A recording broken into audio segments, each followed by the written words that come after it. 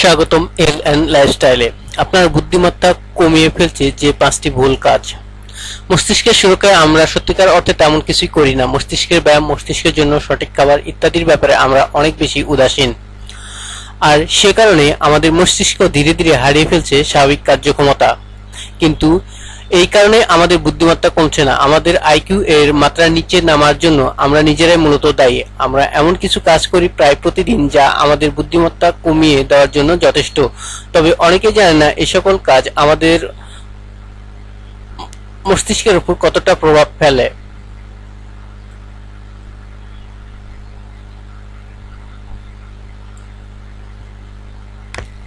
অতিরিক্ত চিনি চিনি খাওয়া শুধুমাত্র পেটের মেদই বাড়ায় না, সেই সাথে মস্তিষ্কের উপর বেশ খারাপ প্রভাব ফেলে।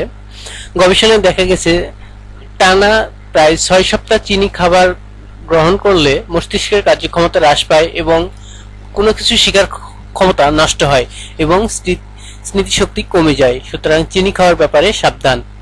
পরোক্ষভাবে ধূমপান করা। অনেকে ধূমপান না করেও ধূমপানের ক্ষতিকর প্রভাবের কারণে বুদ্ধিমত্তা হারাতে থাকেন। সেন্ট্রাল মেশিনগান ইউনিভার্সিটির এক গবেষণায় প্রকাশ পায় যে সকল শিশুরা পরোক্ষভাবে ধূমপান করছে তাদের সাধারণ শিশুর তুলনায় আইকিউ বেশ কম।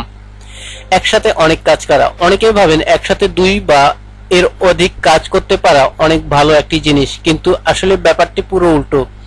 স্ট্যানফোর্ড ইউনিভার্সিটির এক গবেষণায় দেখা যায় একই সময়ে একটি বেশি কাজ করেন তাদের চিন্তা করার ক্ষমতা একসাথে অনেক বেশি কাজ করতে যান তাদের তুলনায় অনেক বেশি।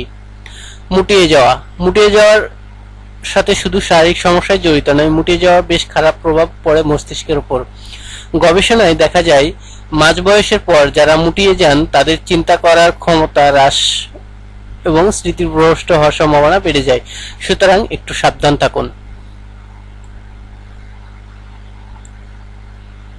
মানসিক চাপ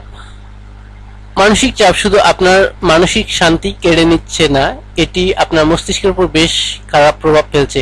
অতিরিক্ত মানসিক চাপ অ্যালজাইমার রোগের ঝুঁকি অধিকাংশে বাড়িয়ে দেয় এবং মস্তিষ্কের ক্ষতি করে। এতে করে লোপ পেতে পারে আপনার স্বাভাবিক বুদ্ধিমত্তা।